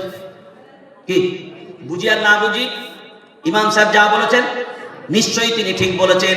এইটা যদি নিঃশর্ত বুঝে নিতে পারি ইমাম যা বলেছেন সবই ঠিক বলেছেন আল্লাহর গোলাম, তবে মনে রেখে দেন, নামাজে যদি ইমামকে ইমামের মতন মানি তাহলে বাকি সময়গুলো ইমামকে বাদ দিয়ে দাঁড়িয়ে মুতাদেরকে কেন নেতৃত্ব মানি? এবার আপনাকে যদি প্রশ্ন করা হয়, আপনার মনে হবে কেন আলিমদের মানবো, ইমামদের মানবো? বাদশাহ হারুন রশিদের জামানায় প্রধান যিনি ছিলেন, প্রধান একেবারে প্রধান মন্ত্রী, সব থেকে বড় মন্ত্রীর পদ দিয়েছিলেন বাদশাহ হারুন রশিদ একজন আলিমকে। তো অনেক শিক্ষিত যারা ছিল, বিভিন্ন পদের অধিকারী ছিলেন, তাদের গুসা রাগ হওয়া শুরু হলো। কারণ একজন কোরআনের ইলমওয়ালা, এই চেয়ারের যোগ্যতা তার নাই, এখন এই চেয়ারে তাকে বসিয়েছে। এখন চিন্তা ভাবনা করে দেখেন, এখন যদি কেউ বলে একজন আলিমের যোগ্যতা নাই মুখ্যমন্ত্রী হবার, কথা বলেন, একজন আলিমের যোগ্যতা নাই মুখ্যমন্ত্রী হবার, তাহলে আমি যদি বলি উত্তর প্রদেশের তার কি যোগ্যতা আছে? কথা বলেন, তার কি যোগ্যতা আছে? বরঞ্চ আমি আপনাকে বলছি, কোন দিক দিয়ে যাবেন, যে দিক দিয়ে আপনি ঢুকবেন, যে প্রান্ত দিয়ে ঢুকবেন, প্রকৃত কোরআন ওয়ালা যারা হবে, নিশ্চিত আমি এতটুকু বলতে পারি, নিশ্চিত ভাবে কোরআন ওয়ালাদের পক্ষে কেউ থাকুক বা না থাকুক, জোরে বলেন আল্লাহকে পাওয়া যাবে। এখন বাদশাহ হারুন রশিদের সময়, এখন সবাই যখন বিক্ষোভ শুরু করে দিল, একজন কোরআনের আলিম, একজন হাদিসের ইলমওয়ালা, তাকে কেন এই পদে বসানো হলো? আমরা এত শিক্ষিত থাকার পরে আমরা what is the hot is, আমরা এত কিছু বলতে পারি। ইংলিশ, একটা জিনিস মনে রেখে দেবেন, ইংলিশ পড়েন, ইংলিশে অনার্স হন, যত যাই কিছু করেন, এই দুনিয়ার যেমনি সব কিছু চলবে, হ্যাঁ যা বলবেন সব চলবে, কিন্তু আমাদের এখন বর্তমানে বলে ইংরেজি ভাষা নাকি ইন্টারন্যাশনাল ভাষা, তাই তো? কথা বল, ইংরেজি ভাষা কি ভাষা? ইন্টারন্যাশনাল ভাষা। মাশাআল্লাহ, আপনার দিকে আমি প্রথম যদি যাই, ইন্টারন্যাশনাল ভাষা যদি ইংরেজিতে হয়, এখন বলেন এটা দুনিয়ার জমিনে যতদিন বেঁচে থাকবেন ততদিন what is the hot is. কবরে চলে যাওয়ার পরে যারা বলেন আর ইন্টারন্যাশনাল ভাষা যদি হয় ওখানেও তো চলার কথা। এখন বলেন মরার পরে কিয়ামতের দিনেও, জান্নাতে যখন যাবেন তখনও, জাহান্নামে যাবেন যখন তখনও, ইন্টারন্যাশনাল ভাষা যদি আপনি বলেন ইংরেজি, এটা দুনিয়ার জমিনেই থাকবে, তাও সব দেশে ইংরেজি মারাতে যাবে না। একজন চাষি চাষ করছে, তো সে যখন চাষ করছে, একজন শিক্ষিত মানুষ তার পাশ দিয়ে, আলের পাশ দিয়ে পেরোচ্ছে, তো আলের পাশ দিয়ে পেরোবার সময় সে বলছে হাউ ডু ইউ ডু। চাষি লোক তো এই যখন ইংরেজি ফলাতে গেছে, তো চাষি লোক বলছে এখন আমার খেলতে যাবার টাইম আছে কি? তো যেমন চাষি, ওর জবাব তেমনই হবে। তো তা তুমি সব জায়গায় ফলাতে গেলেও কথা বল না, চলবে না। আর আপনি দেখেন ইমাম সাহেব বলছে আলহামদুলিল্লাহি রাব্বিল আলামিন আর রহমানির রহিম, আপনি বোঝেন বা না বোঝেন, দাঁড়িয়ে আছেন মালিকি ইয়াউমিদ্দিন ইয়াকা না'বুদু ওয়া ইয়াকা নাস্তাঈন ইহদিনাস সিরাতাল মুস্তাকিম সিরাতাল লাযীনা আন'আমতা আলাইহিম গায়রিল মাগদুবি আলাইহিম ওয়ালাদ-দাল্লিন। আপনি বুঝলেন না, শুধুমাত্র শুনলেন, লাস্টে বললেন আমিন। নিশ্চয়ই আমি পড়তে পারি বা না পারি, বুঝি বা না বাজি, তাহলে আমিনটা বললেন কেন? কিছুটা তো বুঝেছি। কত বড় কি গো, কিছুটা তো নিশ্চয়ই বুঝেছি। এত বড় বড় লেখা দিলে কি করে বলবো?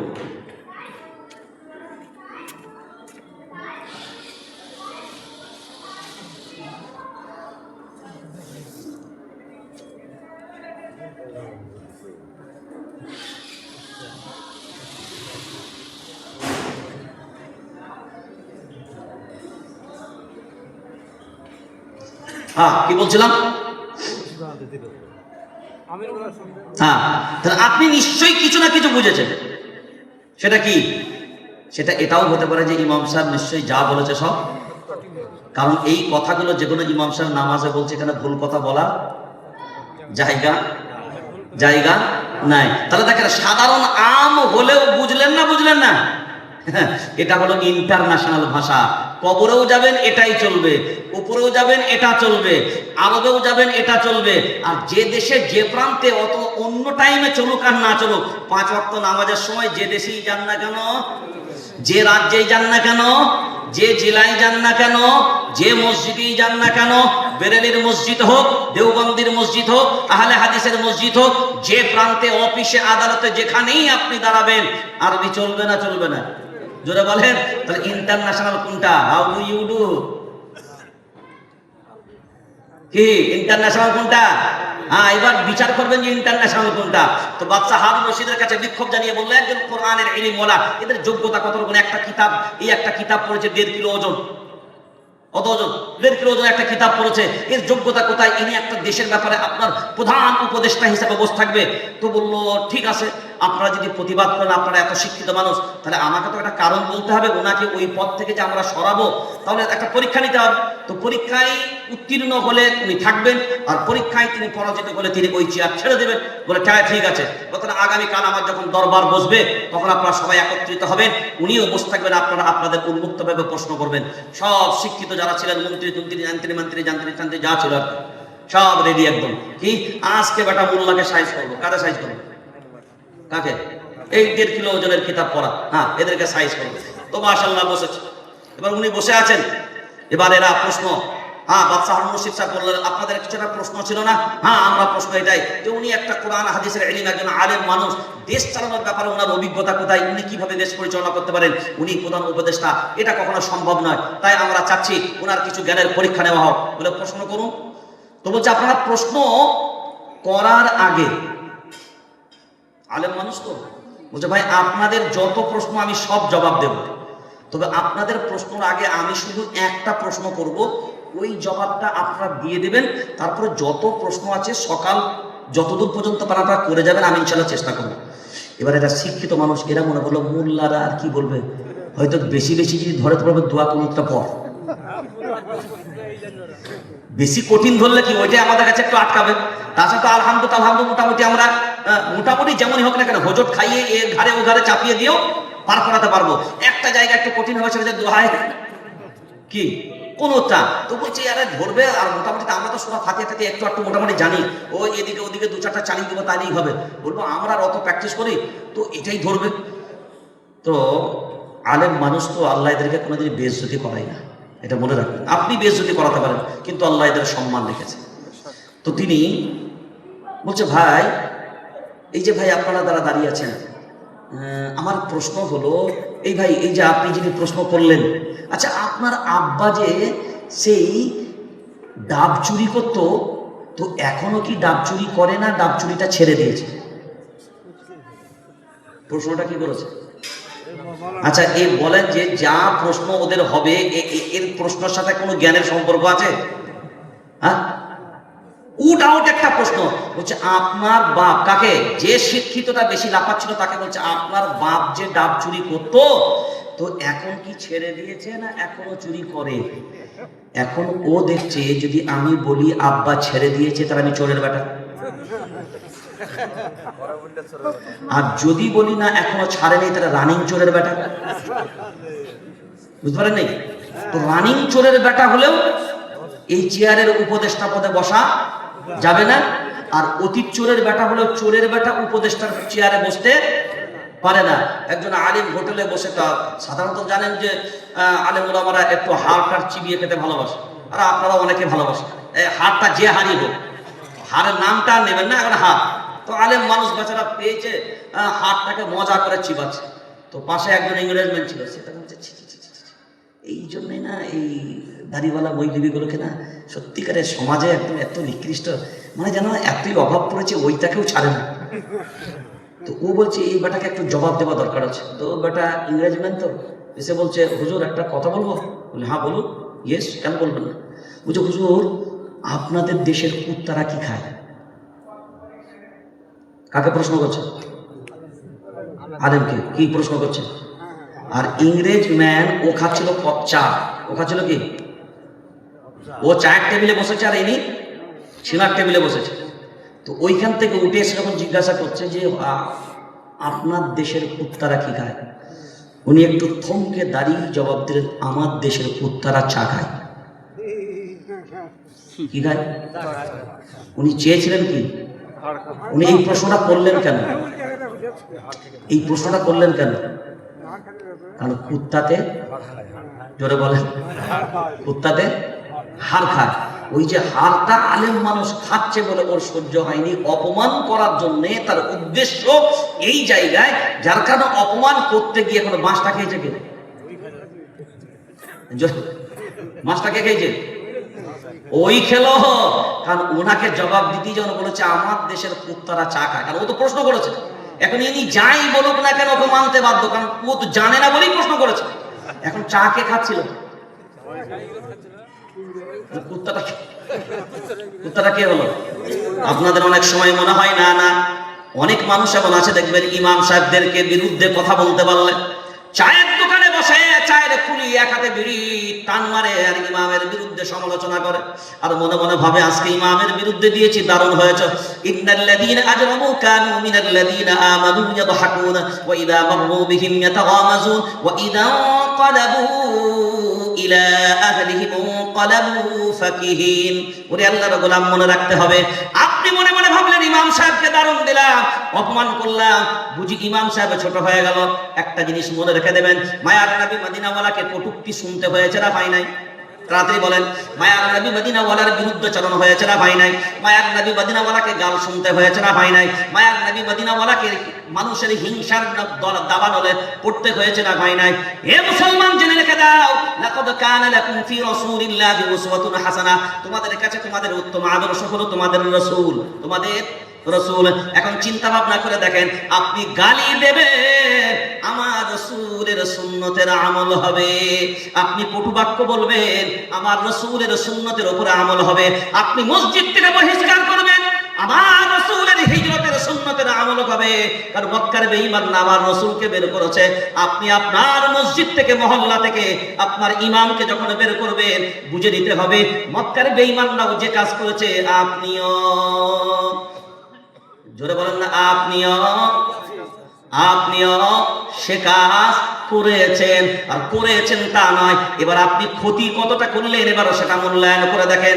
আপনি মনে মনে ভাবলেন আলিমের বিরুদ্ধে সমালোচনা করলাম, কোরআনওয়ালার বিরুদ্ধে সমালোচনা করলাম, এদের বিরুদ্ধে সমালোচনা করে বুঝি আমি জয়ী হয়ে গেলাম। মনে রেখে দেবেন, এই আলিমদের বিরুদ্ধে সমালোচনা করার জন্য, কারণ আলিমদের প্রশংসা আপনার প্রয়োজন নেই, আলিমদের প্রশংসা করেছেন স্বয়ং আল্লাহ নিজে, অন্য কেউ নয়। কোরআনুল কারীম সূরার নাম সূরা হুজুরাত 26 নম্বর পারা 16 নম্বর সাফার ভিতরে আল্লাহ বলেন, ইন্না আকরামাকুম ইনদাল্লাহি আতকাকুম, আমি আল্লাহ আমার কাছে সবথেকে প্রিয় হলো ওই ব্যক্তি যে আমি আল্লাহ আমাকে সবথেকে বেশি ভয় করে।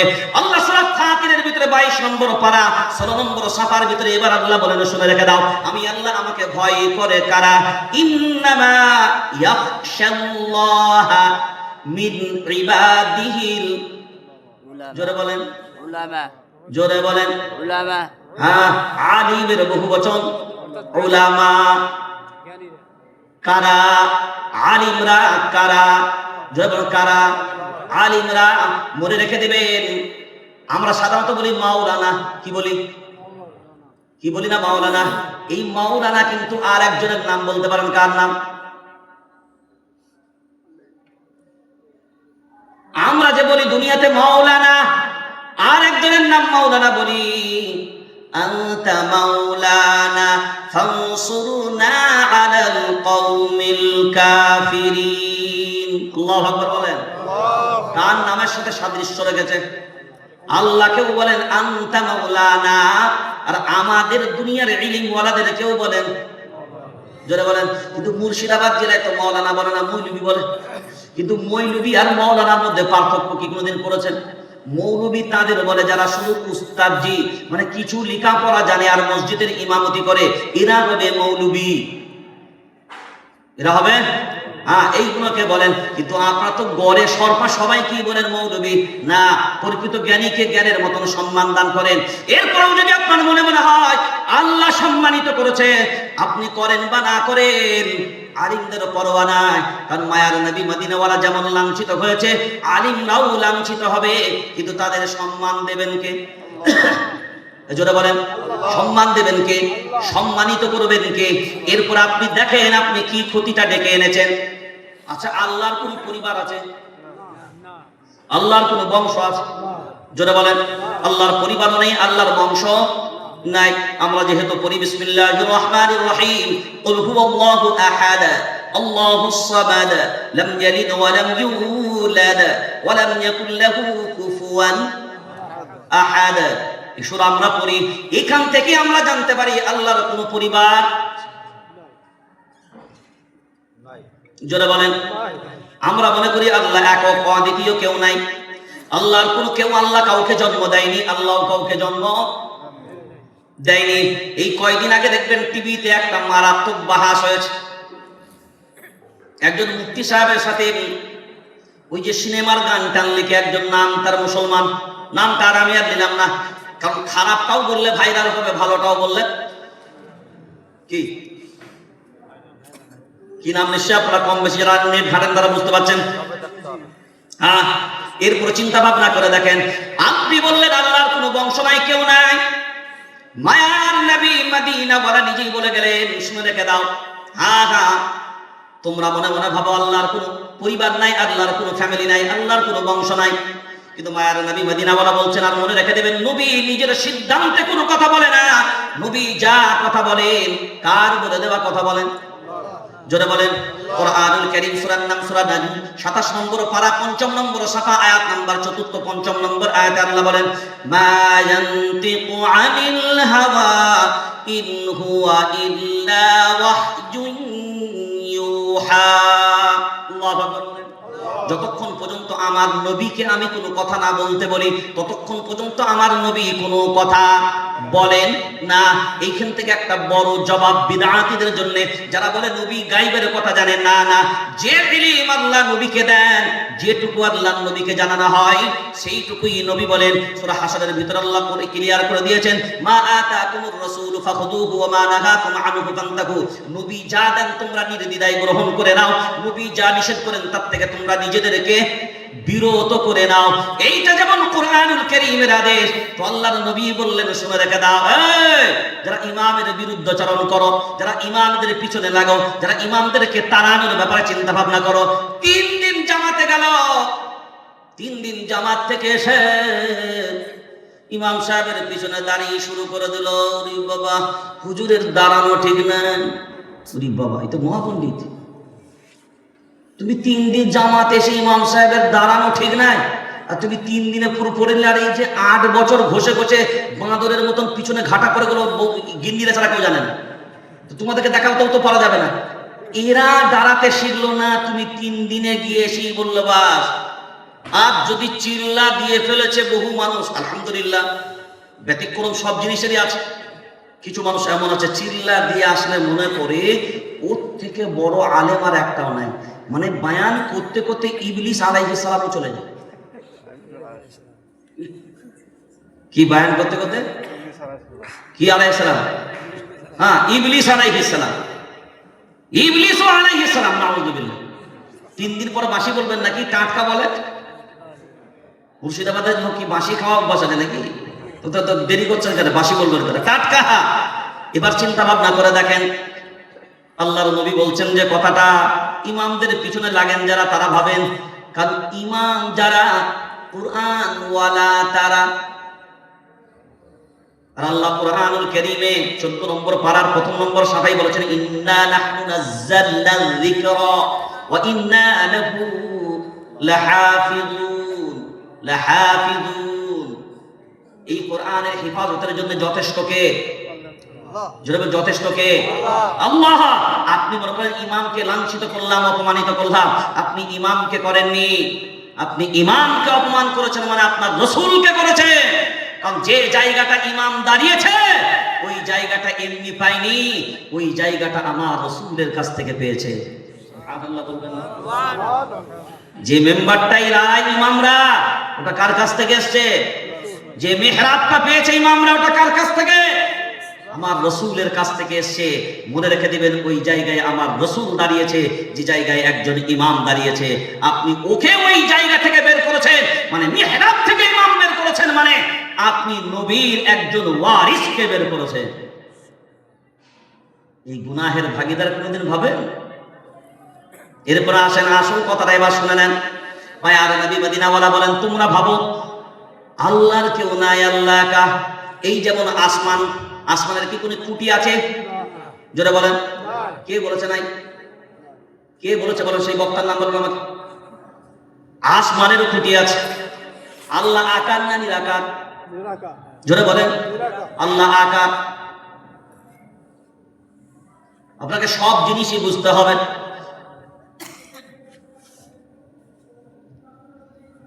হ্যাঁ, আমি বলছি তো আল্লাহ, কথা বলেন। মৌলানা সাহেব তো বলে এসেছেন নিরাকার বলে এসেছেন, আপনি বলছেন আকার আছে বলছেন। হ্যাঁ, কোরআনে আছে, বুঝিয়ে দেন, বলেন। আপনার মনে হচ্ছে নিরাকার, আমার চোখ নাই সেটা দেখা, আমার জ্ঞান নাই সেটা বোঝা। আল্লাহ যেমন তার আকার তেমন। কি বলল? বলেন আল্লাহ যেমন। এখন যদি বলেন যে তার হাতটা কেমন, তার নাকটা কেমন, তার চোখটা কেমন, কোনো বর্ণনা পাবেন না। একটাই জবাব, আল্লাহ যেমন তার আকৃতি তেমন। যদি বলেন কেন? জান্নাতীরা যখন জান্নাতে যাবে, প্রত্যেকটা জান্নাতীদের সব থেকে বড় পুরস্কার হবে তারা তাদের আল্লাহর দিদার পাবে।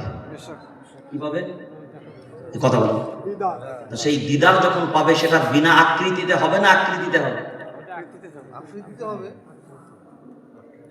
কি দেখবে তাহলে? আল্লাহকে দেখতে গেলে তো একটা কিছু থাকে, আরে যেটাই থাকুক, সেটা যেমনই হোক, রূপটা যেমনই হোক, একটা তো থাকবে, তবে তো দেখবো। তেমনি আসমানের খুঁটি আছে, কিন্তু আমরা দেখতে পাই না। হ্যাঁ, আসমানের খুঁটি হলো তারা, দুনিয়ার জমিনে ঈমানওয়ালা যারা, এই ঈমানওয়ালা থাকবে যতদিন আসমান চূর্ণ বিচূর্ণ হবে না ততদিন। ওই জন্য এরাই হলো খুঁটির মতন, এরা থাকবে যতদিন আসমান টিকে থাকবে। জোরে বলেন, আসমান টিকে থাকবে ততদিন। হ্যাঁ, বাহ্যিক দৃষ্টিতে এমন যেমন খুঁটি সাজানো আছে, এইরকম কোন খুঁটি না, কিন্তু আসমানটা ধরা রেখেছে, আসমানটা আটকে আছে এই ঈমানওয়ালাদের কারণে। ঈমানওয়ালারা থাকবে যতদিন আসমানও থাকবে। জোরে বলেন, ততদিন। যেদিন থাকবে না, ইদা জুলজিলাতিল আরদু জিলজালাহা ওয়া আখরাজাতিল আরদু আথকালাহা ওয়া ক্বালাল ইনসানু মা লাহা। হ্যাঁ, জালজালা শুরু হয়ে যাবে আল্লাহর গোলাপ। ইদা ওয়াকাতিল ওয়াকিআ লাইসা লিওয়াকাতিহা কাযিবা খাফিদাতুর রাফিআ ইদা রুজ্জাতিল আরদু রাজ্জা ওয়া বুসাতিল জিবালু বাসসা ফাকানাত হাবাআম মুনবাসসা ওয়া কুনতুম আজওয়াজান থালাথা আল কারিআতু মাল কারিআ ওয়া মা আদরাকা মাল কারিআ। কোরআনুল কারীম পাতায় পাতায় বর্ণনা করেছেন, চূর্ণ বিচূর্ণ হবে সব। কখন? ঈমানওয়ালা থাকবে না যখন। এই ঈমানওয়ালাদের ঈমানটাই হলো আসমানের খুঁটি, কারণ এরা থাকবে যতদিন এটা পড়বে না, যারা বলেন ততদিন। এবার যারা কোরআনওয়ালাদের বিরোধিতা করছেন, ঈমানওয়ালাদের দুশমনী করেন, এরপরেও আপনাদের অনেকের মনে হবে, আমি শুধু আপনাদের প্রমাণের জন্য, বুঝানোর জন্য শুধু আমি কোরআনুল কারীমটা খুলছি। 26 নম্বর পারা। কত নম্বর পারা বললাম? 26 নম্বর পারা। সূরার নাম সূরা ফাতাহ। সূরার নাম কি বললাম? সূরা ফাতাহ। হ্যাঁ, সূরা ফাতাহ 26 নম্বর পারা, আপনার 10 নম্বর পৃষ্ঠা থেকে শুরু হয়। আর আমি যে পৃষ্ঠার কথা আপনাকে বলছি সেটা হলো আপনার 11তম পৃষ্ঠার একেবারে প্রথম। কত পৃষ্ঠা বললাম? জোরে বলেন, কত পারায় বললাম? 26 কতর পরে হয়? 26 কতর পরে হয়? 25-এর পরে হয় কি?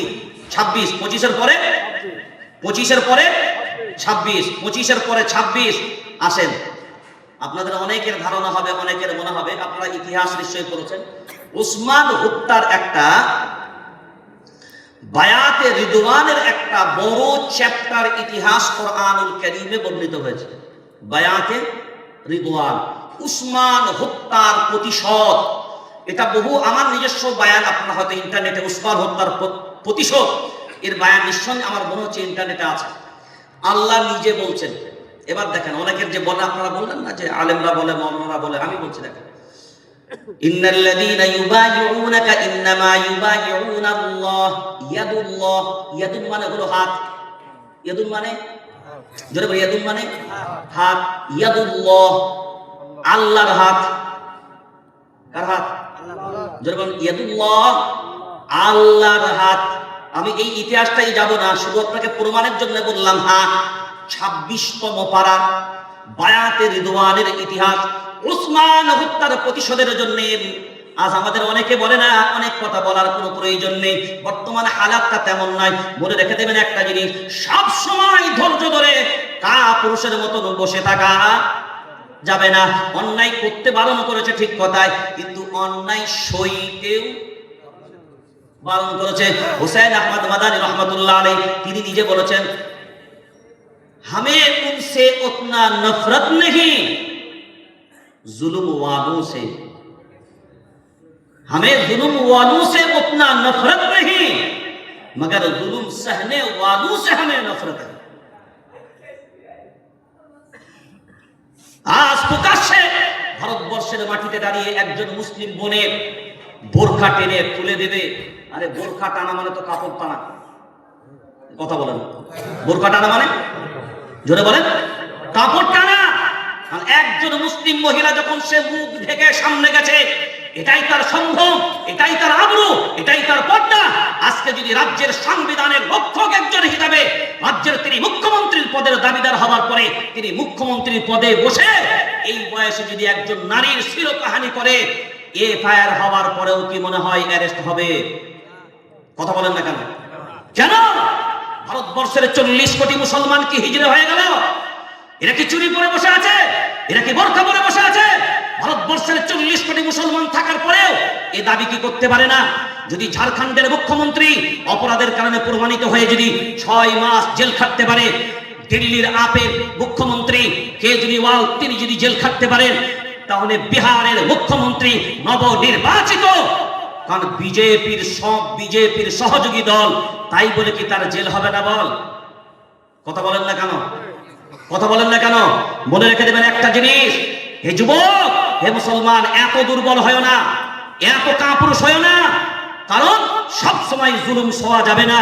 কারণ মনে রেখে দেবেন একটা কথা, সূরা লাহাব এসেছে না? সূরা লাহাবের অপর নাম হলো সূরা মাসাদ। সূরা লাহাবের দুটো নাম, একটা হলো লাহাব, একটা হলো মাসাদ। এই যে লাহাব, এই কার নামে নামকরণ করা হয়েছে? আবু লাহাবের নামে। আপনারা জানেন যে আবু লাহাব আমার রাসূলের সাথে বিয়াদবি করেছিল, এবং বিয়াদবির করার পরে ও যে শব্দটা ব্যবহার করেছে, তাব্বাল্লাকা ইয়া মুহাম্মদ, শব্দটা ব্যবহার করেছে তাব্বাত, ধ্বংস। আমার রাসূলকে যে শব্দটা দিয়ে আবু লাহাব আক্রমণ করেছে, আমার আল্লাহ বলেন সব সময় ধৈর্য ধরা যাবে না। আমার আল্লাহ আবু লাহাবকে প্রত্যুত্তর দিয়েছেন সেই শব্দ দ্বারাতেই, তাব্বাত ইয়াদা আবি লাহাবি ওয়া তাব।